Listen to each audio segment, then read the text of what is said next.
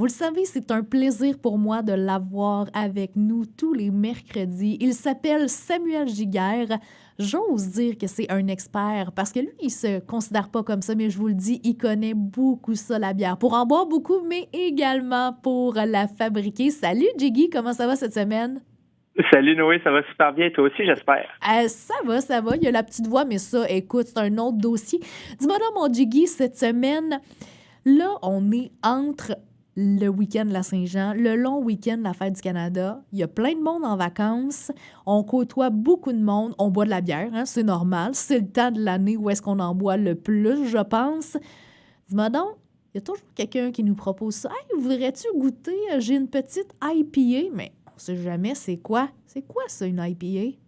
Ouais, c'est quoi ça, une IPA? On entend ça partout. Ben, dans le fond, là, c'est un diminutif pour India Pale Ale, ou en bon français, une ale pâle indienne, disons. Je nous ramène, là, petite histoire, je nous ramène au temps de la colonisation, puis où l'Angleterre était un empire surpuissant qui dominait la planète. Et parmi ces colonies, ben, il y avait l'Inde, hein, qui faisait partie de la couronne britannique.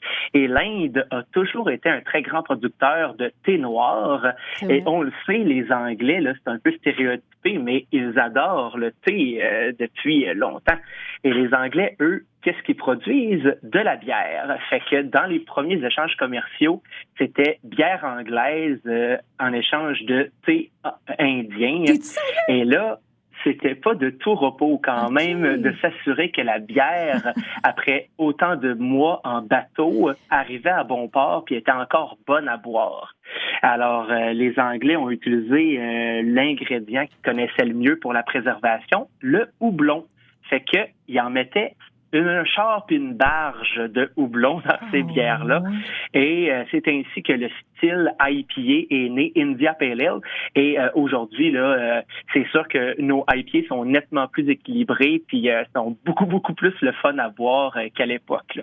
Il existe toutes sortes de variétés de houblon sur la planète. Il y en pousse un peu partout.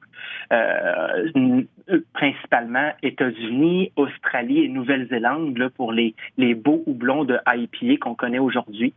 Plein de gens là, parmi les auditeurs et les auditrices sont tombés en amour avec le style New England IPA aussi, là, ou NEPA, qui est originaire du Vermont, là, nord-est des États-Unis. Des bières hyper fruitées, tropicales, juteuses, des petites finales sucrées, tout ça.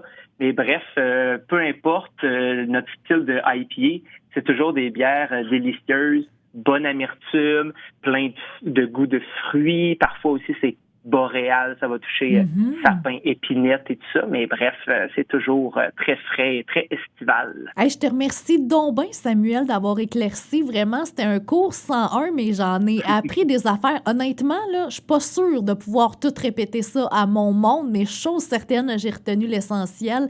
Écoute, c'était pertinent, ça. Aujourd'hui, cette semaine, tu nous amènes sur la route. Il y a beaucoup de monde en vacances. Il y a des gens qui vont rester ici en Abitibi-Témiscamingue. Il y en a d'autres qui vont sortir. Où est-ce que tu nous amènes, là? Je vous promène du côté de Boucherville. Okay. On s'en va voir les amis de Toltec, la microbrasserie Toltec, T-O-L-T-E, accent grave K.